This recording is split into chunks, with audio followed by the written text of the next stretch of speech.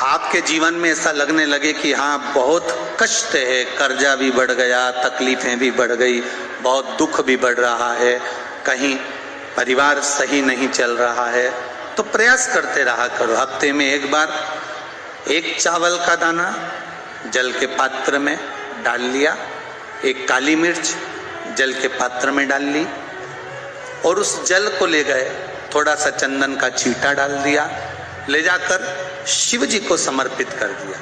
शंकर को जल चढ़ाने के लिए 5 स्थान हैं जहां शिव को जल चढ़ाया जाता है और शंकर उस जल को स्वीकार करते हैं, जिसको पंचगंगा कहा गया। आप शंकर जी के मंदिर में जाकर ये कभी ना विचार करना कि पार्वती जी को ढूंढना पड़ेगा या गणेश जी को ढूंढना पड़ेगा या कार्तिकेय जी को ढूंढना पड़ेगा या भैरव को ढूंढना पड़ेगा। हमें शंकर के मंदिर में जाकर किसी देवता को ढूंढने की जरूरत नहीं है। जहां शंकर भगवान का शिवलिंग रखा हुआ है वो माता जी का हस्तकमल है, माता पार्वती जी का स्थान है। जहां शिवलिंग रखा है वो शंकर भगवान है।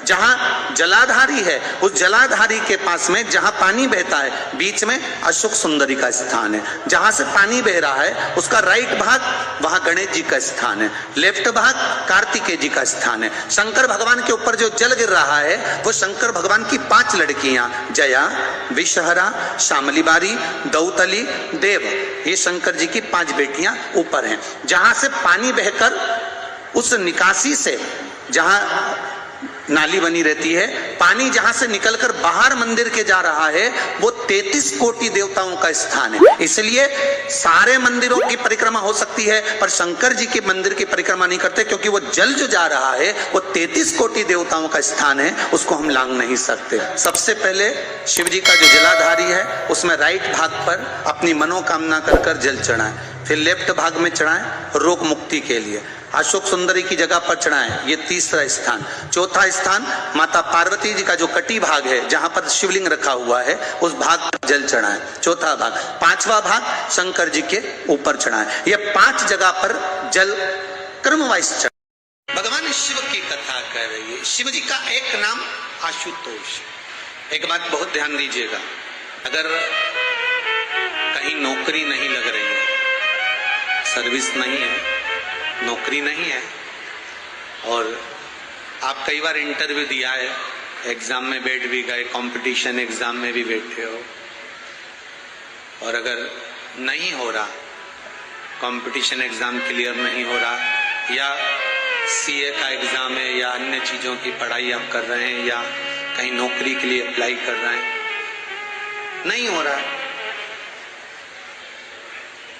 5 शमी पत्र, कितने जम के बोलो जरा, 5 शमी पत्र, 5 बेल पत्र, 5 मूंग के दाने, काय के दाने, मूंग, 5 मूंग के दाने, 5 सफेद पुष्प, कोई भी सफेद पुष्प जो आपको मिल जाए, शिव जी को समर्पित कर कर 1 लोटा पानी नाम और गोत्र बोलकर, और जिस एग्जाम में बैठ रहे हो, जिस कंपटीशन एग्जाम में बैठ रहे हो उसका स्मरण कर कर आपको छोड़ना है। श्री शिवाय नमस्तुभ्यम, शंकर जी का स्मरण करना है।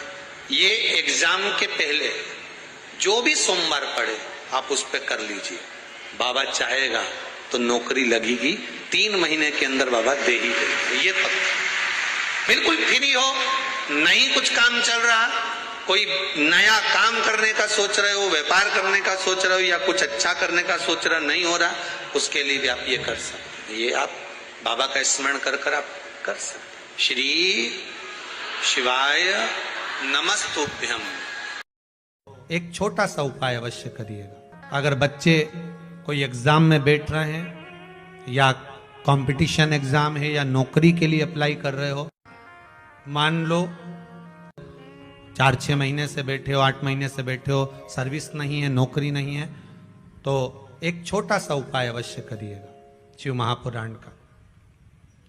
महाराज बेलपत्री के पेड़ के नीचे विराजमान होकर, बेलपत्री के पेड़ के नीचे जिसको नौकरी के लिए या एग्जाम में बैठ रहा है वो जल चढ़ाए, बेलपत्री के पेड़ के नीचे थोड़ा सा दूध चढ़ाए, फिर जल चढ़ाए, और अपने राइट भाग में घी का दिया और अपने लेफ्ट भाग में तेल का दिया। किसी भी प्रदोष के दिन, प्रदोष काल में एक बार लगा दे उसके बाद में अपनी कामना कर कर बेलपत्री के पेड़ के नीचे धोख लगाकर प्रणाम कर कर आ जाए और चले जाए इंटरव्यू के लिए, बाबा उत्तीर्ण करा ही देगा, नौकरी दिला ही देगा।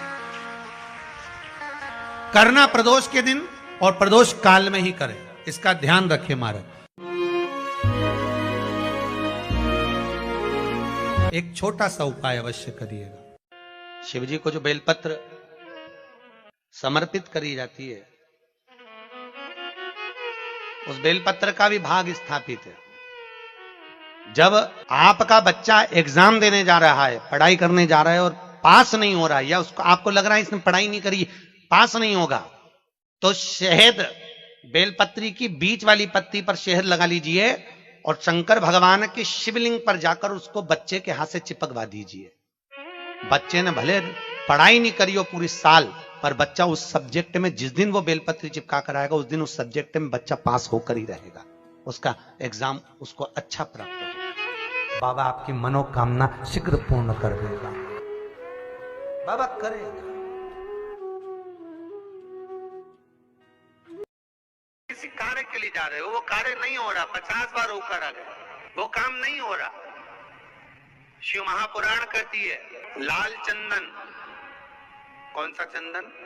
लाल चंदन को अच्छा घिसो और घिसकर तैयार कर कर बेलपत्री के ये दोनों भाग हैं, दोनों पत्तियां जो नीचे की हैं, इसमें उस चंदन को लगा लीजिए।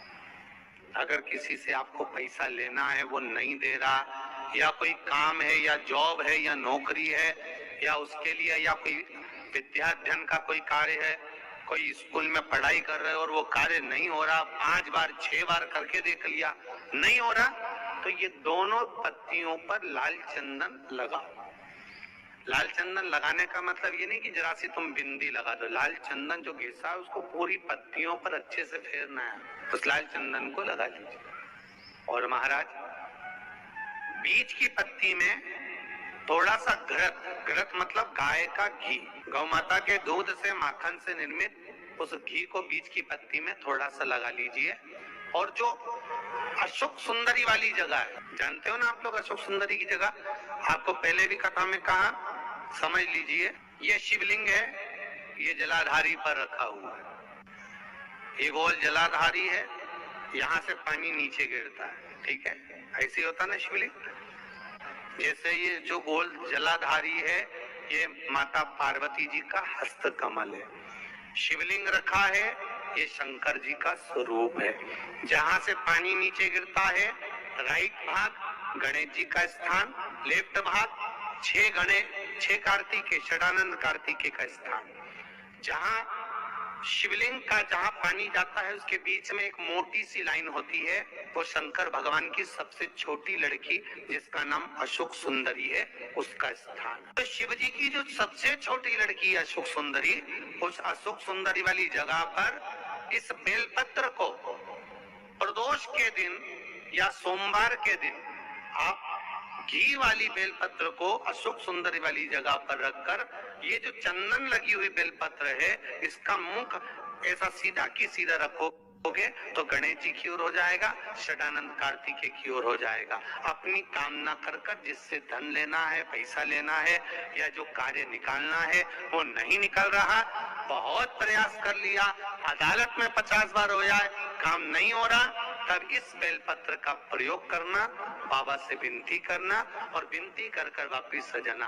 केवल 2 प्रदोष या 2 सोमवार कर लीजिए, बाबा आपकी मनोकामना पूर्ण कर देगा, उस बेलपत्र का सुख प्राप्त। एक छोटा सा उपाय अवश्य करिएगा। अगर बच्चे कोई एग्जाम में बैठ रहे हैं, या कंपटीशन एग्जाम है, या नौकरी के लिए अप्लाई कर रहे हो, मान लो 4-6 महीने से बैठे हो, 8 महीने से बैठे हो, सर्विस नहीं है, नौकरी नहीं है, तो एक छोटा सा उपाय अवश्य करिएगा शिव महापुराण का। महाराज, बेलपत्री के पेड़ के नीचे विराजमान होकर, बेलपत्री के पेड़ के नीचे जिसको नौकरी के लिए या एग्जाम में बैठ रहा है, वो जल चढ़ाए, बेलपत्री के पेड़ के नीचे थोड़ा सा दूध चढ़ाए, फिर जल चढ़ाए, और अपने राइट भाग में घी का दिया और अपने लेफ्ट भाग में तेल का दिया। किसी भी प्रदोष के दिन, प्रदोष काल में एक बार लगा दे, उसके बाद में अपनी कामना कर कर बेलपत्री के पेड़ के नीचे धोख लगाकर प्रणाम कर कर आ जाए और चले जाए इंटरव्यू के लिए, बाबा उत्तीर्ण करा ही देगा, नौकरी दिला ही देगा। करना प्रदोष के दिन और प्रदोष काल में ही करें, इसका ध्यान रखें महाराज। एक छोटा सा उपाय अवश्य करिएगा। शिव जी को जो बेलपत्र समर्पित करी जाती है, उस बेलपत्र का भी भाग स्थापित है। जब आपका बच्चा एग्जाम देने जा रहा है, पढ़ाई करने जा रहा है और पास नहीं हो रहा है, या उसको आपको लग रहा है इसने पढ़ाई नहीं करी, पास नहीं होगा, तो शहद, बेलपत्री की बीच वाली पत्ती पर शहद लगा लीजिए और शंकर भगवान के शिवलिंग पर जाकर उसको बच्चे के हाथ से चिपकवा दीजिए।